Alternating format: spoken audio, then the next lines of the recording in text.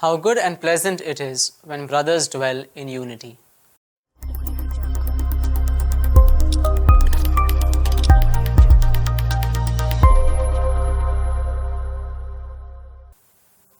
Dear brothers and sisters, in today's Gospel passage, we read about Jesus praying for the unity of his disciples. This passage is from the great priestly prayer of Jesus, which he prayed to his Father on the night of the Last Supper. The apostles whom Jesus gathered to himself at the beginning of his public ministry were of many different temperaments and of diverse backgrounds. But what united them all was the call of Jesus. During the 3 years of his public ministry, Jesus drew them closer to himself and to one another, helping them to live as a community around him, their common head. Jesus prayed for their unity because their unity would be a powerful witness to the world of Jesus' living presence among them. The early church, as we read in the Acts of the Apostles, was characterized by its unity. The whole group of those who believed were of one heart and one soul.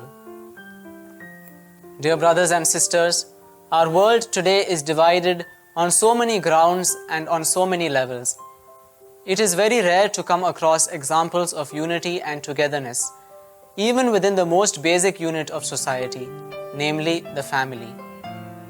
Therefore, the unity of the disciples of Jesus is a powerful proclamation to the whole world of the truth of Jesus' teachings and his living presence among us. Sadly, even among the Christian people, we find many divisions: Catholics, Protestants, Orthodox, and so many other divisions and subdivisions. The Second Vatican Council rightly said that such division openly contradicts the will of Christ, scandalizes the world, and damages the holy cause of preaching the gospel to every creature. It is a pressing need for us to pray for Christian unity, so that there will be one day only one flock and one shepherd. However, the prayer of Jesus is not only for unity at a large scale or at the universal level only. We need to pray and work for unity even in our own families, parishes, local Christian communities, and religious communities. St. Paul wrote to the Galatians, "There is no longer Jew or Greek.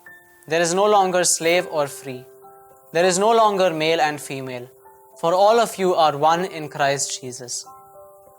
Again, in Ephesians 2:14, we read that Christ is our peace. In his flesh, he has made both groups into one and has broken down the dividing wall, that is, the hostility between us. It becomes very clear then that Jesus is the cause of our unity. The psalmist says, "Behold how good and pleasant it is when brothers dwell in unity." Let us then pray and work for unity in our families, communities, and our society, so that the prayer of Jesus may be fulfilled in our lives.